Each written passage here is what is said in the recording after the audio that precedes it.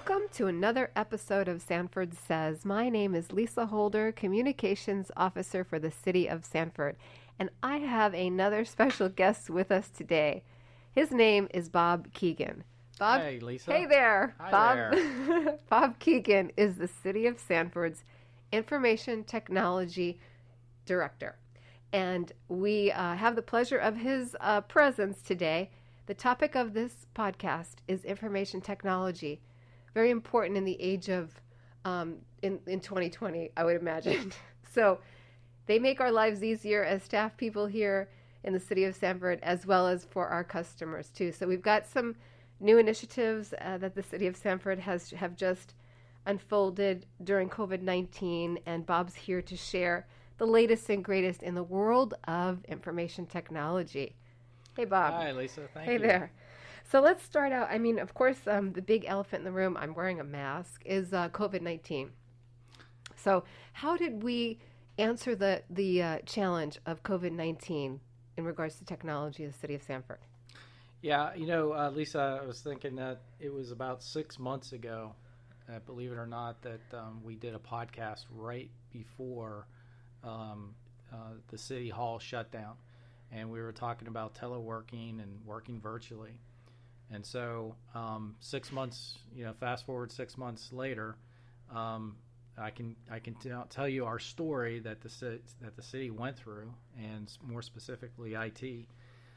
So the year started out 2020 as a normal year, so to speak, up until right around February timeframe when everyone was really starting to talk more and more about the coronavirus and the impact of it, and being prepared for what's to come. And so, our team quickly changed gears to several projects that we had scheduled to deal with how we can transform our workforce into a virtual workforce.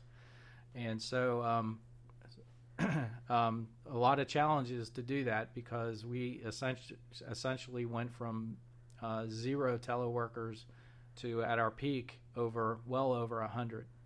And so we had to quickly come up with a communications solutions. Number one, that was our priority, was to come up with how do we communicate virtually, when everyone is working remotely, working from home, and the challenges that we have technically to work from home. So we had to overcome that, and then and provide the citizens and folks that rely on the city services. How do you all communicate with the city employees to continue with life?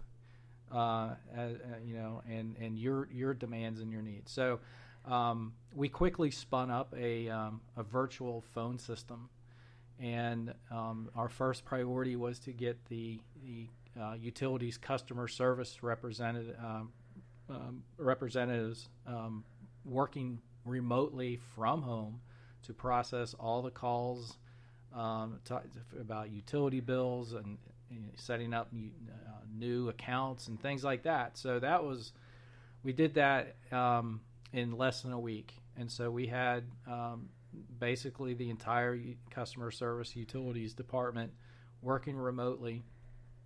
And then shortly after that, we started to get other departments working remotely. So,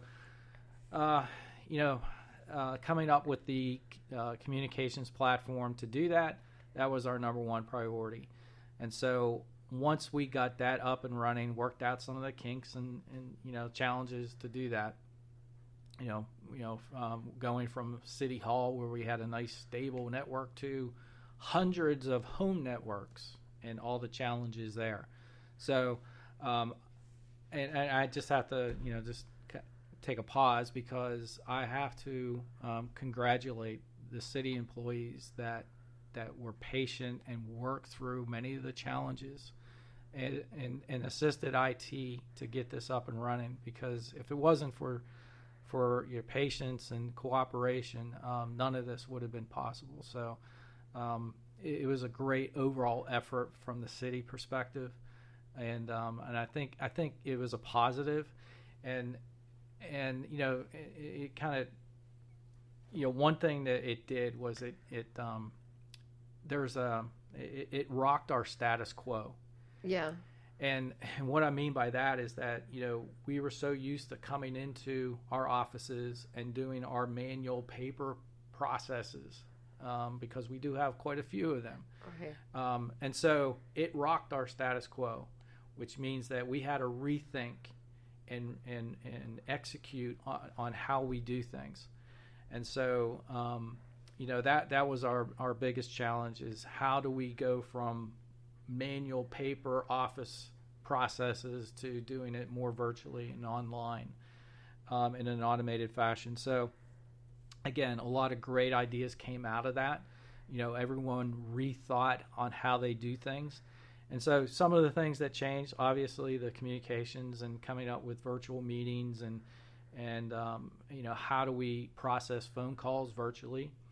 And then, other things that came out of that, I know in the finance area, ACH payments, which is basically online payments from vendors, doing an electronic purchase order came out of that. And also one of the things that we quickly got up and running was online applications for some of the board positions that opened up.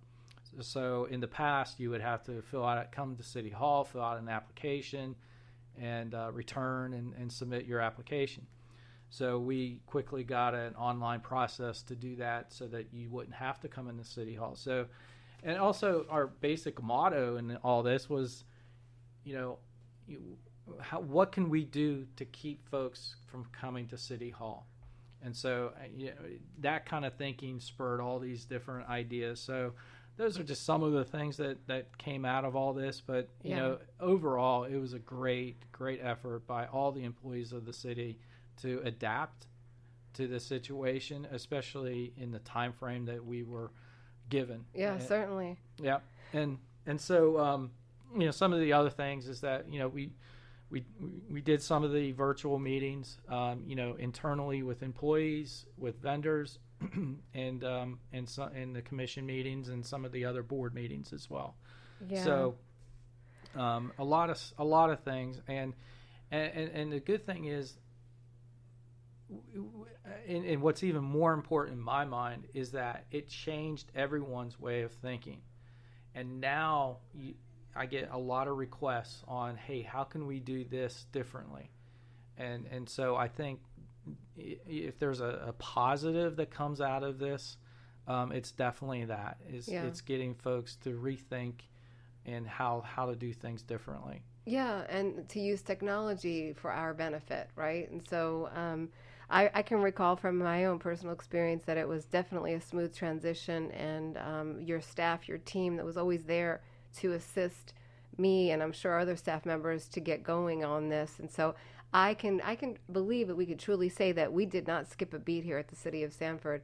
From the day that we had to shut our doors to the public to June 1st when we reopened, we were accessible, and a lot of our forms, our utility bill payments, there's several different ways to have paid those, and so we shared that information publicly and communicated that. But it all boils down to the fact that IT answered the call and provided those platforms so that we can continue to do business and serve the City of Sanford and serve our customers and residents. So that's a wonderful thing, and I personally want to thank you, because even now to this day, it's always great to learn something new, and we have learned how to use technology in our day-to-day work, other than sitting at a desktop. You're using virtual meetings.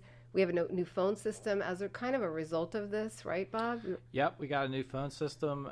Officially, by the end of this week, we can declare victory on the new phone system. And it is opening up many opportunities, not only internally, but how we process phone calls here with the city and ultimately service the public. It's also given us a lot more insights about when we receive phone calls, who's receiving them. So there's all kinds of analytics that come along with this that will provide us insights on how we can do this better. Yeah, how we can do better, and that how we can be easily accessible. We can get your issue, your question, your concern handled. You can have access, like I said, to city staff. You know who to reach out to, right? We have there's a call tree on there. The phone number, by the way, the main number to the City of Sanford is 407-688-5000. But you can find that information on the city website at sanfordfl.gov. But we are accessible here, and IT has definitely answered the call to being accessible, like I said, during COVID-19, during a pandemic. I mean, shifting completely from the status quo, a government agency using technology to have virtual meetings and continue on in day-to-day business. So I just said about the website. I know that there's also something maybe coming the next year about a new look to our website, right, Bob? Yeah, every 3 or 4 years, we look at website technology, and so, part of the COVID situation is we were looking at how we can leverage the website more and make things more accessible and online for folks. That's in the works, and so hopefully shortly we'll have a project underway to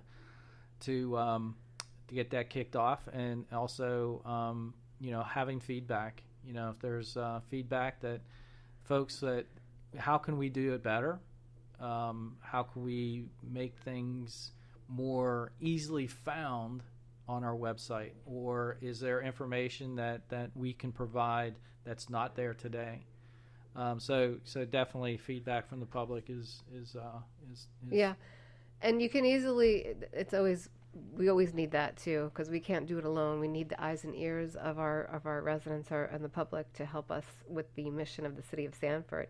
So if you wanted to provide some feedback of the website, you could call my office. It's communications office. It's 407-688-5019, and I will certainly relay the information to our IT department. So, Bob, how many people do you have on your team that does all this great work for the city? Well, we have 5 full-time employees, and we have 2 contractors that help with our help desk. So, it keeps us busy. Yeah. But dedicated staff who have a lot of kudos through this whole situation. We had to be nimble. We had to be flexible. We had to rethink our own processes and how we do things and service our customers. So right. It was definitely a learning experience for us as well. Yeah, and even the help desk staff have helped us with the podcast every now and then when there's some technical issues. So thank you, Bug, Keegan, and staff. Switching gears a little bit, can we touch base on what's really important to any organization who is online? Cybersecurity. Can you share some of this late news about Sanford and how we are taking that on head on? So cybersecurity is by far our number one priority within IT. Just the amount of cybersecurity incidents that we receive each year, and we're talking about millions of incidents and attacks from all different vectors, through email, attachments or links that take you to bad places or put viruses on people's computers. So we have a multi-layer approach to cybersecurity here at the city. One is from a technical perspective, where we have a really good shield that keeps our technology and our data secure. But we also have a more human side to it, where we have cybersecurity training that folks go through.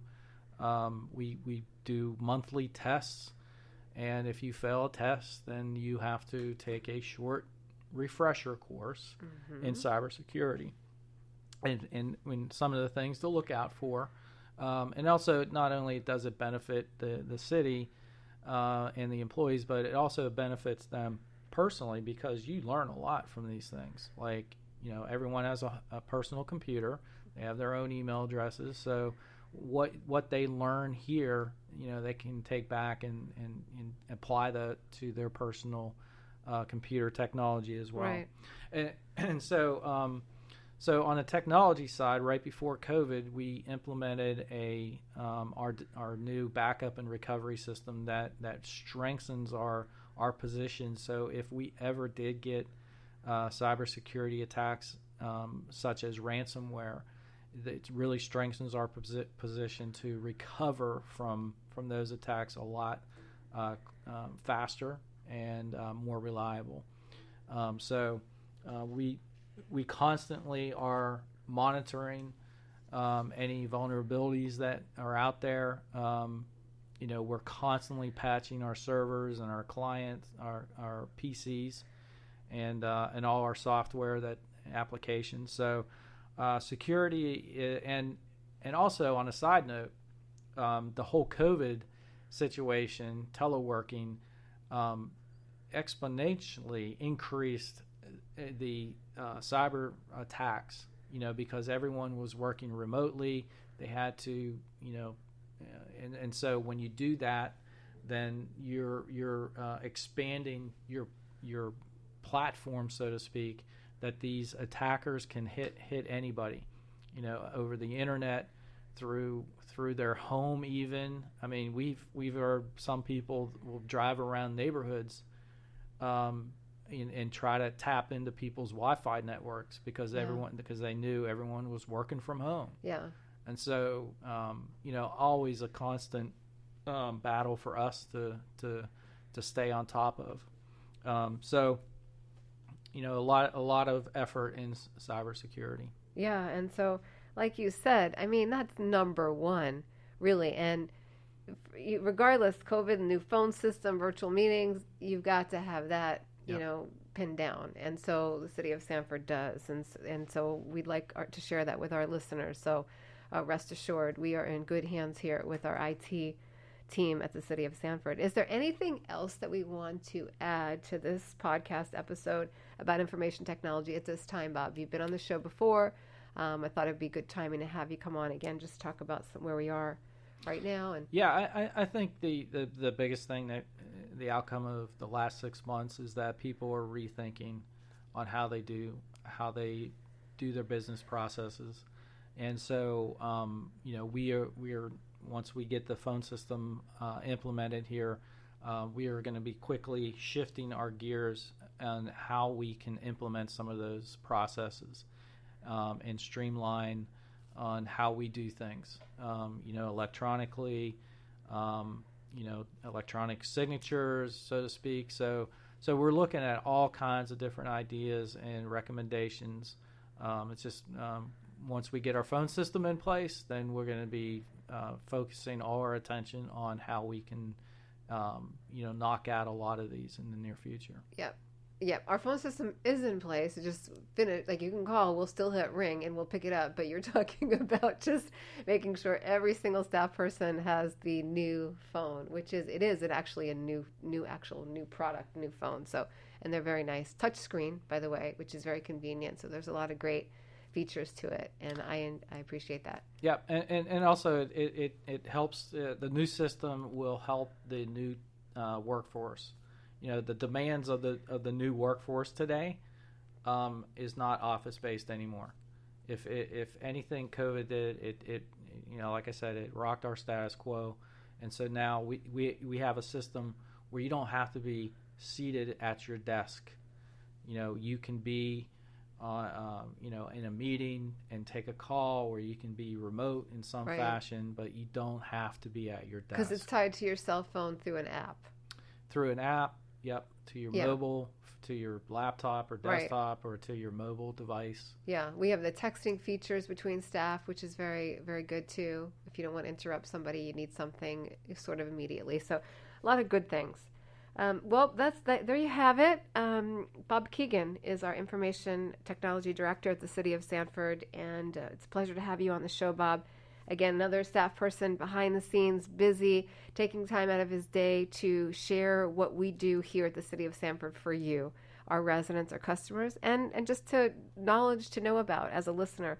Thank you again. It's Lisa Holder, Communications Officer, City of Sanford. You can find this podcast wherever you subscribe to your favorite podcast, as well as on the city website at sanfordfl.gov/podcast. Thanks. Be well out there. Stay safe. Until next time. Bye.